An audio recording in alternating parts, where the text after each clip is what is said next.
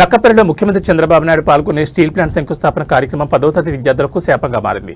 CM సభ కోసం భారీగా జన సమీకరణ చేసే క్రమంలో ఆర్టీసీ బస్సులతో పాటు ప్రైవేట్ స్కూల్ బస్సులను కూడా అధికారులు సభకు తరలించారు. దీంతో పరీక్షలు రాసేందుకు వెళ్లే 10వ తరగతి విద్యార్థులు తీవ్ర ఇబ్బందులు పడుతున్నారు. ఆర్టీసీ బస్సులను సభకు డైవర్ట్ చేయడంతో రెగ్యులర్ సర్వీసులు నిలిచిపోయాయి. దీంతో విద్యార్థులు బస్ స్టాపుల వద్ద గంటల తరబడి వేచి చూడాల్సి వస్తోంది. ఉన్న అరకొర బస్సుల్లో విపరీతమైన రద్దీ ఉండడంతో విద్యార్థులు ప్రాణాలు తెగించి ఫుట్‌పాత్ ప్రయాణాలు చేస్తూ పరీక్షా కేంద్రాలకు చేరుకుంటున్నారు. సీఎం సభ నేపథ్యంలో నర్సీపట్నంలో ప్రభుత్వ పాఠశాలలకు అధికారులు అధికారికంగా సెలవు ప్రకటించారు. ప్రైవేట్ పాఠశాలల బస్సులను సైతం ముఖ్యమంత్రి సభకు తరలించారని అధికారులు ఉత్తర్వులు జారీ చేయడం విమర్శలకు దారితీస్తోంది.